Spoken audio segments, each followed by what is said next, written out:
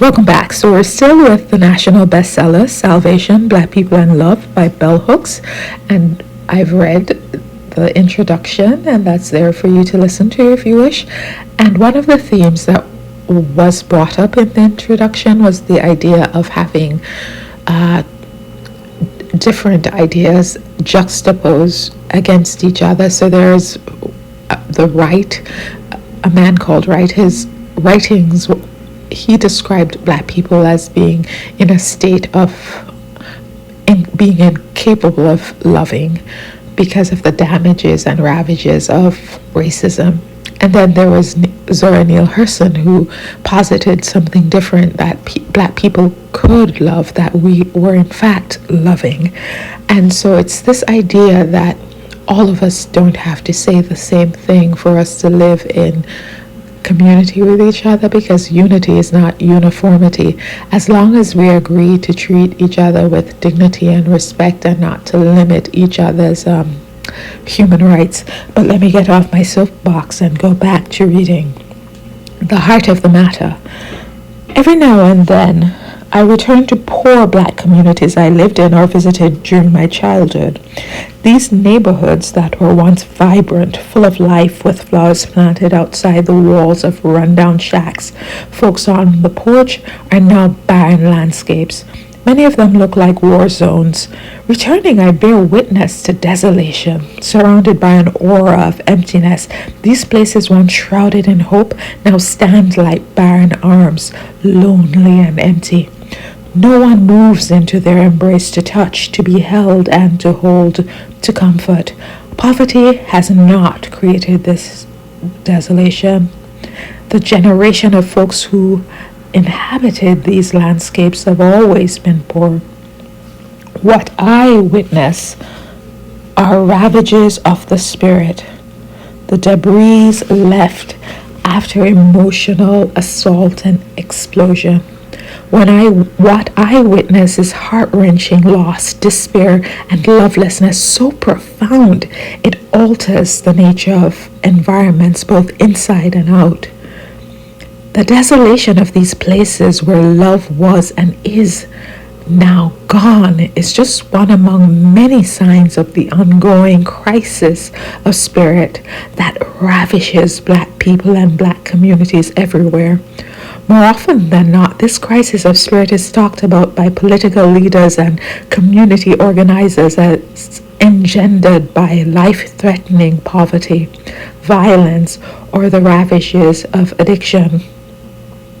While it is utterly true that all these forces undermine our capacity to be well, underlying these issues is a profound spiritual crisis. As people, we are losing heart. Our collective crisis is as much an emotional one as a material one. It cannot be healed simply by money. We know this because so many of the leaders who preach to us about the necessity of gaining material privilege, who are holders of wealth and status, are as lost, as disenabled emotionally as those among us who lack material well-being. Leaders who are addicted to alcohol, shopping, violence, or gaining power and fame by any means necessary rarely offer to anyone a vision of emotional well-being that can heal and restore broken lives and broken communities. To heal our wounded communities, which are diverse and multi-layered, we must return to a love ethic, one that is exemplified by the combined forces of care, respect, knowledge, and responsibility. Throughout our history in this nation, Black leaders have spoken about the importance of love. Indeed, now and then, contemporary leaders stress the importance of a love ethic. Referring to the love ethic in his work, Race Matters, philosopher Cornel West contends, quote, "A love ethic has nothing to do with sentimental feelings or tribal connections. Self-love and love of others are both modes towards increasing self-valuation and encouraging political resistance in our community. While contemporary Black leaders and thinkers talk about the need to have a love ethic as the foundation of struggles for Black self-determination, in actuality, most nonfiction writing about Black experience does not address the issue of love in an extensive manner. So, that was a lot to read. So what is she saying? Here she's saying a lot.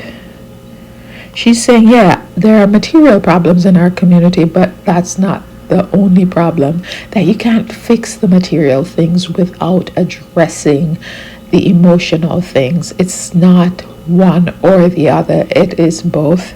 And that we need to push forward with this love ethic. And I love what she said, referring to Dr. Cornel West, that I think people shy away maybe even from listening to these things because they think of love as this soft, weak thing. But self-love and love for others are both modes towards increasing self-valuation and encouraging political resistance. Love is a political thing. Love is a serious thing about policies, about life-changing things, about courage. Love is everything. But yeah, let me see now. Where am I going to jump to in reading?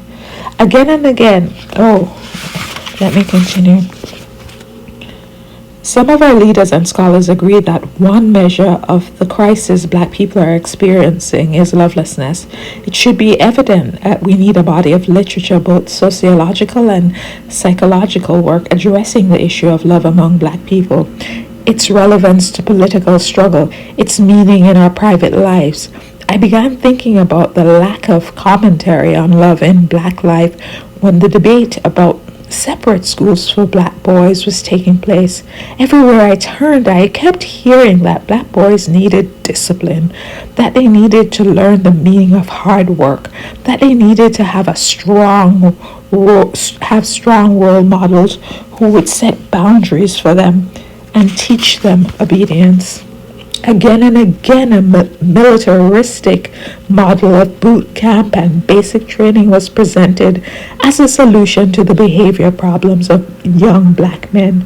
Not once did I hear anyone speak about Black boys needing love as a foundation that would ensure the development of sound self-esteem, self-love, and love for others. Even though Black male leaders were among the voices defining lovelessness as a key cause of hopelessness and despair among Black youth, none of them talked about the role of love in the education of young Black boys. So, I'm going to stop there.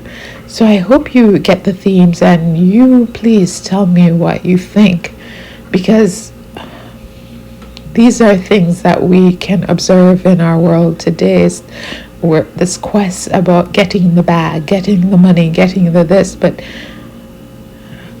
what happens when you're still not healed, whole inside? And that's what I've been doing in some of the videos, that some of the people, they were geniuses, excellent in their work, in their talents, but still there was the hurt inside, the unhealed things, from Bob Marley to James Brown. It's the unhealed places that somehow did not allow them to live their fullest lives.